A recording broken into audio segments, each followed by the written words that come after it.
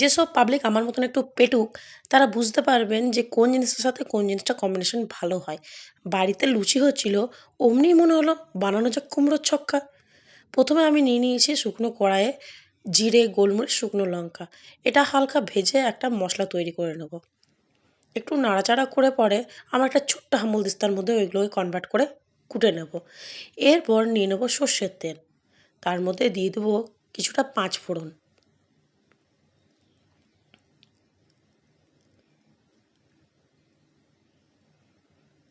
পাঁচফোড়ন গরম হয়ে উঠলে এর মধ্যে দিয়ে দেবো কিছুটা পরিমাণে কুচনো নারকেল।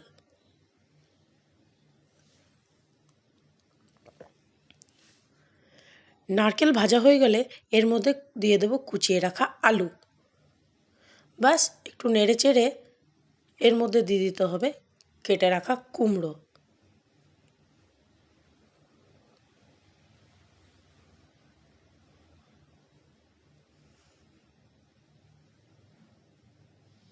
এরপর দিয়ে দেবো দৈনন্দিন মশলা, একটু নুন, একটু পরিমাণে হলুদ, আর একটু বেশি পরিমাণে দিয়েছি চিনি।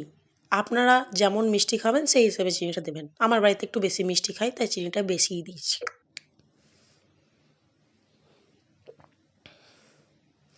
এরপর দিয়ে দিয়েছি কাঁচা লঙ্কা, আদা বাটা। বেশ ভালোভাবে মশলাটা কষিয়ে নিয়ে এরপর এটাকে ঢাকনা দিয়ে ঢেকে দেবো।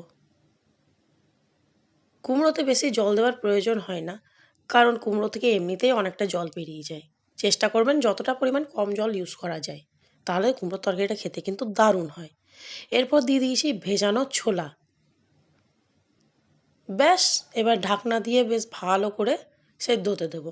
কিছুক্ষণ পর দেখছেন তো কতটা জল বেরিয়েছে। এই জলেই কিন্তু আমার কুমড়ো আর আলু সেদ্ধ হয়ে যাবে।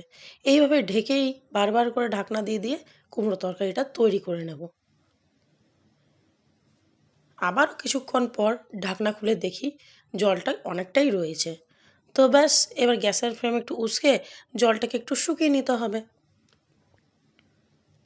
আমি কিন্তু পুরো রান্নাটাই গ্যাসটাকে লো করেই করেছি।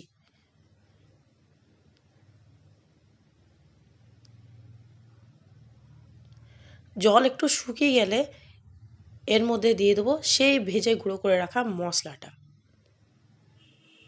ভালোভাবে নেড়ে চেড়ে ব্যাস এবার গরম গরম লুচির সঙ্গে সাপটে খেয়ে নিন। আমার ভিডিওগুলো আপনারা ভালো লাগলে অবশ্যই আমাকে ফলো করুন, আর ইউটিউব থেকে দেখলে চ্যানেলটিকে সাবস্ক্রাইব করুন। টাটা।